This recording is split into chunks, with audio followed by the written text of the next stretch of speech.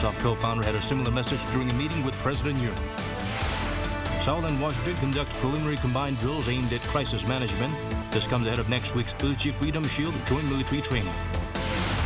The government unveiled its key housing policy, adding millions more homes to ease shortages in high-demand areas and cutting red tape to encourage private building projects.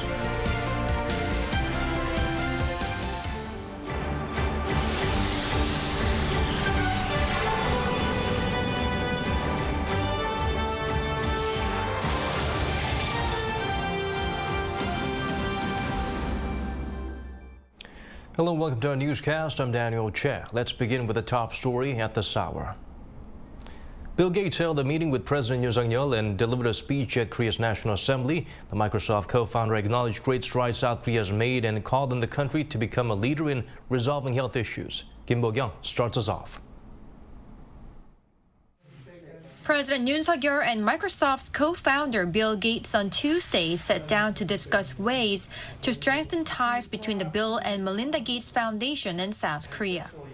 After saying how glad they both were to see each other in person following phone talks in June, Yoon said he hopes the COVID-19 vaccine developed by South Korea's SK Bioscience could be readily used to protect people in developing countries. To that, Gates talked about how excellent a partner SK has been in making the country's very first COVID-19 vaccine and added he expects further cooperation with the country. 저도 대한민국 정부를 대표해서 우리나라가 수준 높은 바이오 헬스 기술을 계속 구축해 나가면서 세계 시민의 건강 증진에 기여할 수 있도록 우리 게이츠 이사장님의 재단과도 아주 내실 있는 이런 협력 관계를 갖고 싶습니다. And so the growing partnership with South Korea, both as you grow your aid budget in a generous way, but also as you're developing through the universities and the nonprofits and the companies here, great new capabilities. It's a strong match with the goals of the Gates Foundation. Meanwhile, earlier on the same day, Gates visited South Korea's National Assembly, his first visit there in 9 years. There, he urged Seoul to take an active role in enhancing global health security after holding talks with Speaker Kim Jin-pyo for around 40 minutes. He complimented South Korea's work of transforming a post-war economy into a powerhouse in a very short time, now giving aid to other countries for them to go on the same journey of progress. While calling it fantastic how South Korea is taking part in implementing multilateral global health initiatives, such as its commitment in COVAX, Gates said the country is ready to be a leader in improving global health. Korea is poised to be a leader in this work.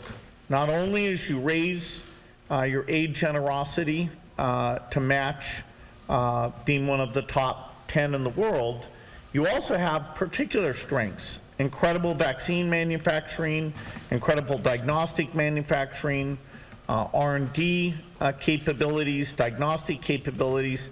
In fact, the billionaire philanthropist urged South Korea not only to play an active role in tackling COVID-19, but also to work with the foundation to eradicate other health issues faced by people around the world. Kim Bo-kyung, Arirang News.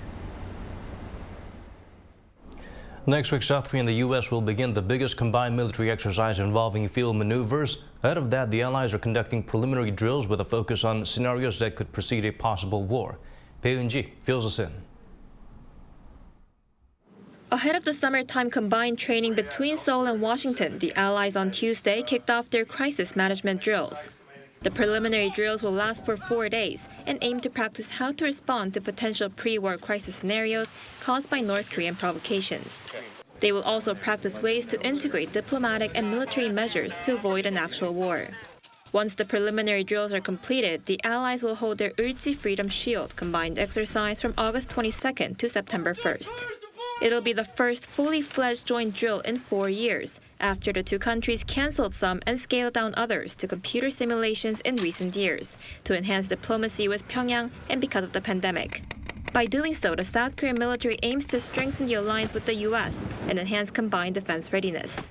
During the combined training, we will strengthen our combined mission capability by including field exercises in the drills. South Korea's Joint Chiefs of Staff also said assessments will be carried out for the full operational capability, or FOC, a key procedure for the conditions-based transfer of wartime operational control from Washington to Seoul. 배은지, Arirang News. On combined drills by Seoul, Washington, and Tokyo, Beijing emphasized behaviors that harm mutual trust and increase tensions should be stopped. That's coming from the country's foreign ministry spokesperson at a briefing on Tuesday. Wang Wenbin highlighted that China kept an eye on the exercise as well as North Korea's repeated concern over the same issue. According to South Korea's defense ministry, the countries, along with counterparts from the U.S., Japan, Australia, and Canada, held a joint military exercise last week called Pacific Dragon. The combined ballistic missile defense drills took place in waters off Hawaii. Inter-Korean relations remain icy even under the Yoon administration, but the government is hoping its initiative focusing on economic cooperation will encourage Pyongyang to return to dialogue. Han Sung-woo tells us more. One day after President Yoon Suk-yeol delivered his Liberation Day speech, the South Korean government has reiterated its willingness to return to talks with North Korea. An official at the Ministry of Unification told reporters Tuesday that it's urging Pyongyang to respond to Seoul's sincere proposal for peace and co-prosperity on the Korean peninsula. This is in reference to Yoon's preliminary unveiling the day before of his so-called audacious initiative to drastically improve the North's economy through assistance with power generation, modernization of its ports and airports, a large-scale food program, and other measures. Should the reclusive regime make real steps towards denuclearization? The official added the ministry currently has no immediate plans to request working-level contact with the North on the matter, but will be reviewing inter-Korean relations and the security climate on the peninsula in consideration of such an action moving forward. The initiative has garnered support from the United States as well. U.S. State Department spokesperson Ned Price said in a briefing Monday local time that the U.S. will continue to work closely with South Korea to resume diplomacy with North Korea. Emphasizing trilateral cooperation among Seoul, Washington, and Tokyo, he explained that it is America's shared goal with South Korea and other allies and partners to achieve the complete denuclearization of the Korean peninsula. He then urged the North to return to the negotiating table, saying it can bring practical, pragmatic steps to achieve that ultimate goal. Han Sung-woo, Arirang News. Pyongyang denounced Tokyo after its prime minister made ritual offerings to the controversial Yasukuni Shrine on August 15th, the day of surrender for Japan in World War II and liberation for Korea. Two of Fumio Kishida's cabinet members also visited the World Shrine on the same day. North Korea's foreign ministry posted a statement on its website which read that Japan's recent acts are futile, rash behaviors that are an attempt to revive past militarism. The regime also highlighted that Japan has committed war crimes and is the only nation that is avoiding its past debts. The Yasukuni Shrine in Tokyo honors 2.5 million war dead, including 14 Class A war criminals.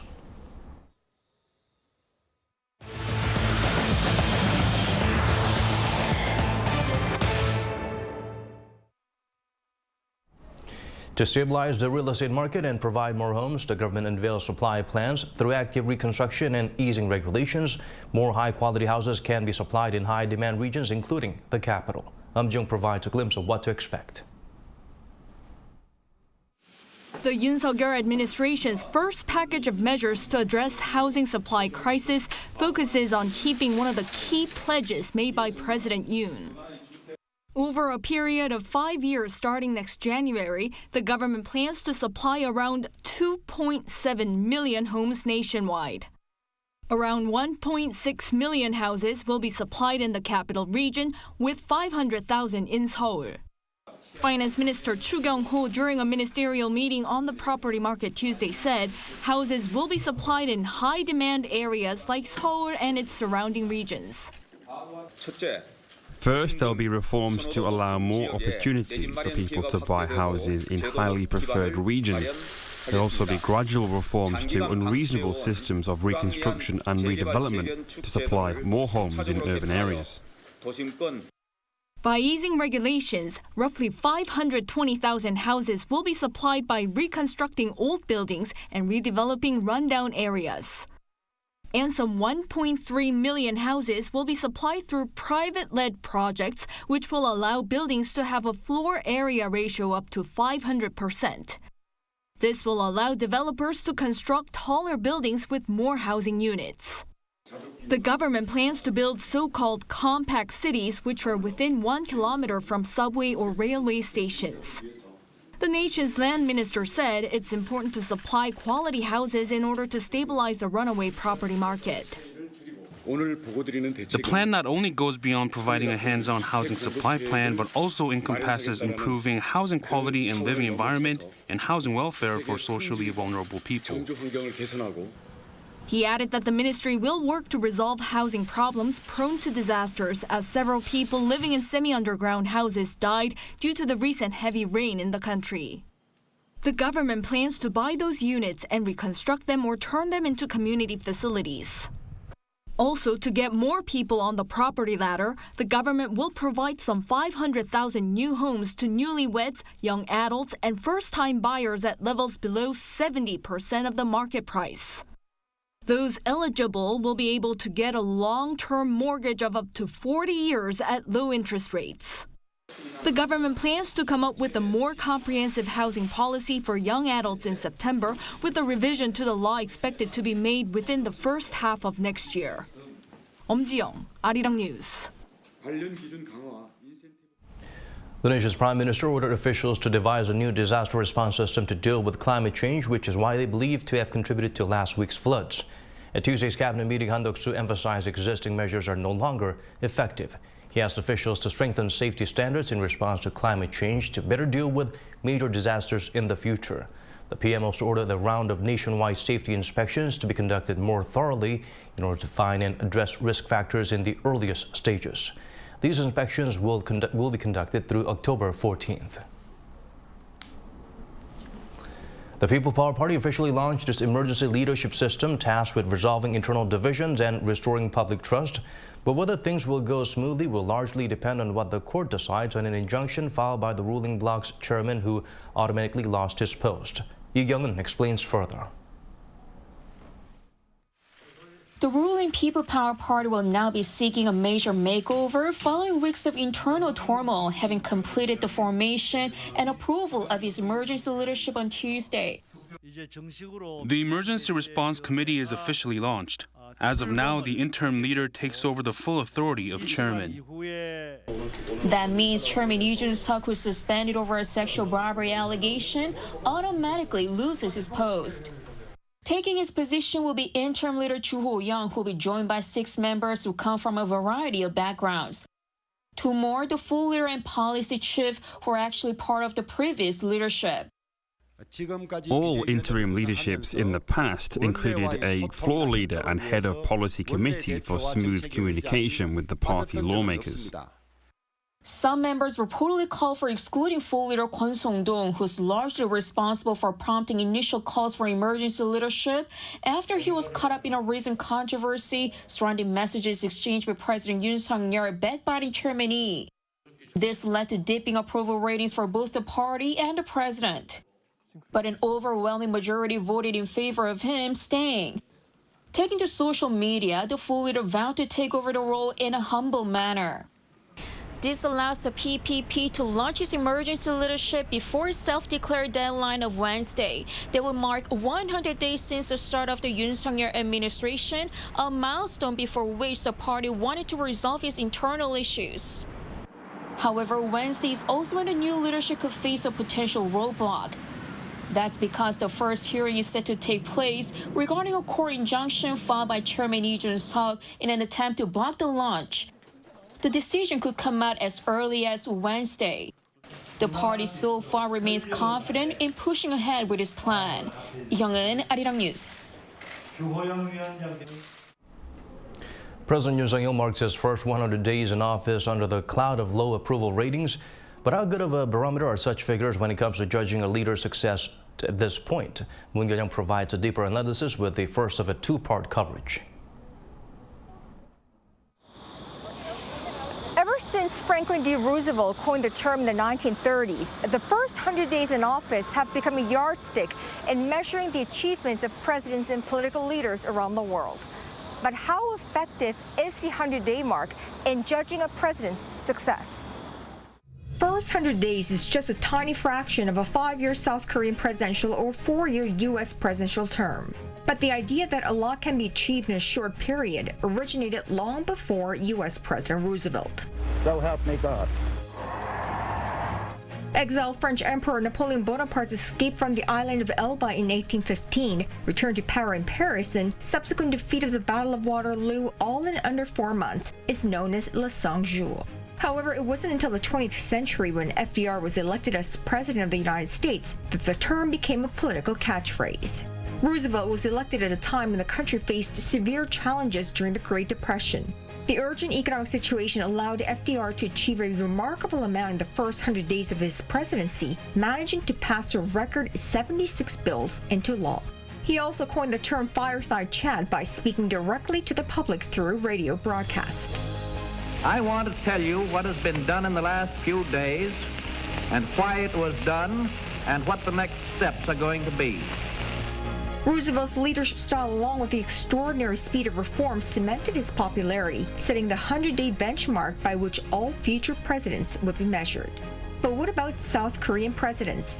How did they fare a little over 3 months in office, and did they all enjoy a long enough honeymoon period?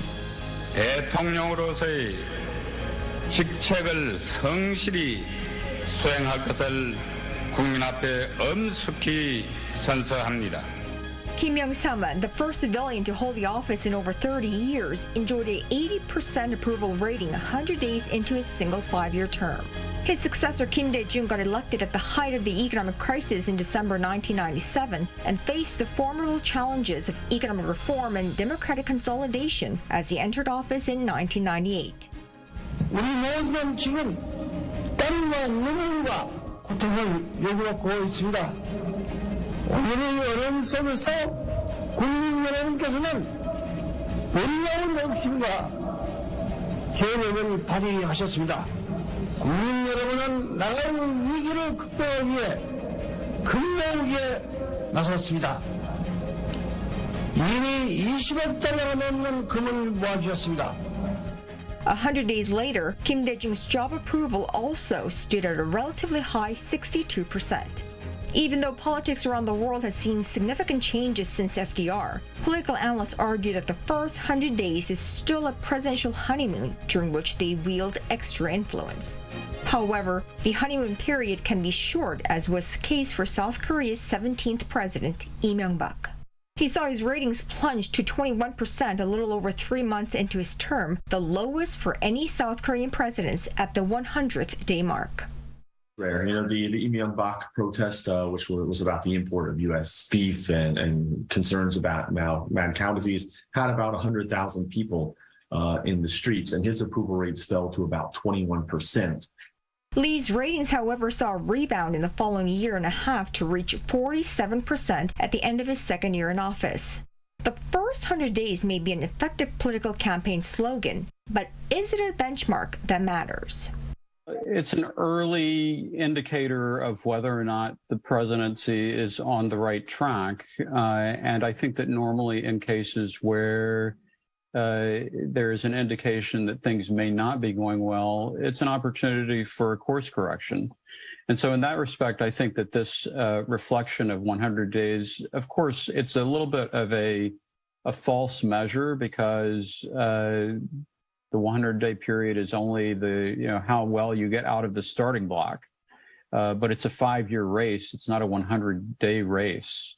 And so ultimately, the ability of an administration to accomplish its objectives, it can get good headwinds by doing well in its initial phases, but it's not uncommon to see stumbles out of the block and then some kind of recovery.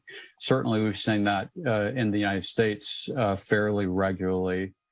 Bill Clinton, for one, had a rocky first 100 days, but went on to win re-election in 1996. For most presidents and political leaders today, the ghost of Roosevelt looms large. A successful first 100 days can build momentum, personal credibility, and political capital which any politician would be grateful for. But history has also shown that a leader's early actions do not necessarily make or break their presidency, and plans can quickly be overturned by events beyond their control. Presidential historians say many of the things that are written about the first 100 days are long forgotten by the end of a president's term, and they often have nothing to do with a president's actual success. 문건영, Arirang News. Moving on to other stories now, the EU, along with over 40 countries, urged Russia to withdraw troops from the Zaporizhzhia Nuclear Power Plant. Meanwhile, former UN Chief Ban Ki-moon is visiting Ukraine to meet with President Zelensky and other officials. Lee Si-woo has the latest. The European Union and 42 countries around the world, including South Korea and the United States, issued a statement on Sunday urging Russia to withdraw its troops from the Zaporizhzhia Nuclear Power Plant. The statement, published on the official website of the EU, read that Russia's control of the power plant poses a great danger to the principles of nuclear safety and security outlined by the International Atomic Energy Agency. It called for Russia's withdrawal of its military forces and all other unauthorized personnel so that the operator and the Ukrainian authorities can resume their responsibilities and the operating staff can conduct their duties without interference. Meanwhile, during a televised video address on Monday, Ukrainian President Volodymyr Zelensky called on the world to introduce tough sanctions as a response to what he called Russia's nuclear blackmail. And if now the world lacks the strength and determination to protect one nuclear plant, it means that the world is losing to terrorists, yielding to nuclear blackmail. He added that if a catastrophe occurs due to Russia's actions, the consequences could hit even those who remain silent. According to a BBC report on Monday, Ukrainian forces have struck the headquarters of Russia's shadowy Wagner paramilitary group of mercenaries in Popasna in eastern Ukraine. Serhiy Haidai, the governor of the Luhansk region, said the base's whereabouts were established thanks to a Russian journalist. Last week, pro-Russia correspondent Sergei Sreda posted a photo on Telegram of the base with its apparent address. According to the BBC, quoting Western experts, Wagner is a group of state-sponsored mercenaries who act in the Kremlin's interests. Meanwhile, on Tuesday local time, former UN Secretary General Ban Ki-moon is having a meeting with President Zelensky in Kyiv. Ban will arrive with former President of Colombia, Juan Manuel Santos, as a member of the Elders, a group of senior global leaders working for peace and human rights. Ban will stay in Ukraine for around 12 hours, during which he will also meet with Ukrainian officials and speak during a workshop hosted by the European Institute of Peace. Lee Si-woo, Arirang News.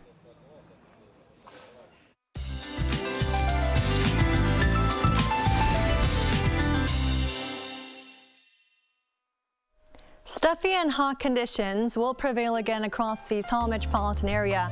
For Seoul, maximum temperatures will be nearing 30 degrees Celsius, but high moisture levels in the air will make conditions feel much hotter than the actual readings. For the south of the country, rainy spells will continue as the stationary rain front is forecast to remain across the south coast. Until tomorrow, the south coast will see the most amount of rainfall with up to 150 millimeters. Jeju Island will see up to 100. Other regions, including Jeollanam-do and Gyeongsang-nam-do provinces, will see 10 to 60 millimeters.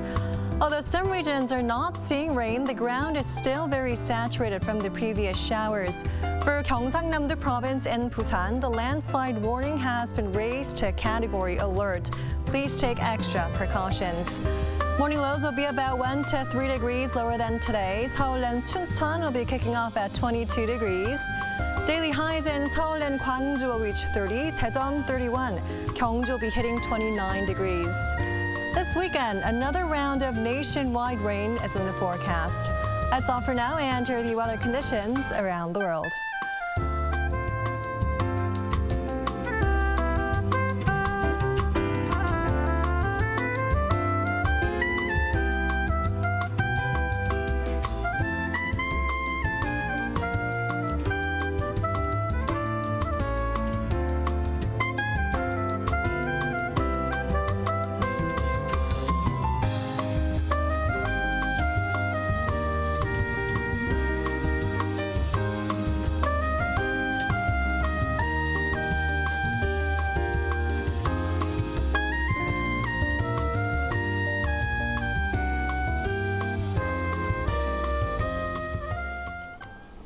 And that's all from us. As always, thank you for watching.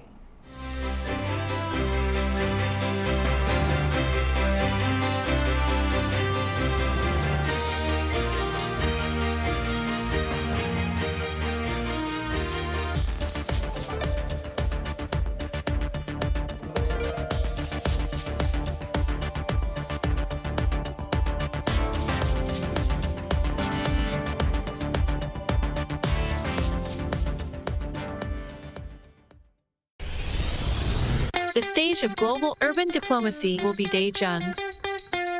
UCLG, with 240,000 local governments from 140 countries around the world.